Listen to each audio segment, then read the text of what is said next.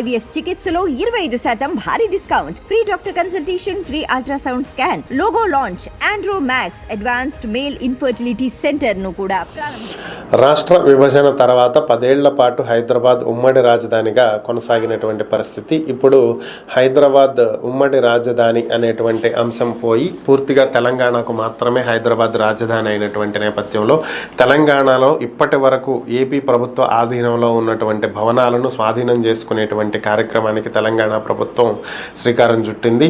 కోమటిరెడ్డి వెంకటరెడ్డి దీనికి సంబంధించి అధికారులకు ఆదేశాలు ఇవ్వటం జరిగింది. ఏపీ ప్రభుత్వ ఆధీనంలో ఉన్నటువంటి భవనాలు ఎన్ని, ఎక్కడెక్కడ ఉన్నాయి, వాటి పరిస్థితులు ఏంటి, స్థితిగతులు ఏంటి, వీటన్నింటినీ కూడా తిరిగి తెలంగాణ ప్రభుత్వం స్వాధీనం చేసుకోవటానికి గల అన్ని డాక్యుమెంట్స్ అన్నింటినీ కూడా రెడీ చేయాలని త్వరలోనే ఒక 2 రోజుల్లో ఇరు రాష్ట్రాల ముఖ్యమంత్రులు భేటీ ఉన్నటువంటి నేపథ్యంలో ఈలోపే వీటికి సంబంధించినటువంటి వివరాలన్నింటినీ కూడా సేకరించి పెడితే ఆ భేటీలో వీటి గురించి కూడా చర్చించి ఈ భవనాలను తెలంగాణ స్వాధీనం చేసుకుంటానికి అవకాశం ఉంటుందని, ఏపీ ఈ భవనాలను తెలంగాణ ప్రభుత్వానికి అప్పగించేసి వెళ్తుందని చెప్పి ఆయన అధికారులకు ఆదేశాలు ఇవ్వడం జరిగింది. వీటికి సంబంధించినటువంటి వివరాలన్నింటినీ తెప్పించుకుంటున్నటువంటి పరిస్థితి.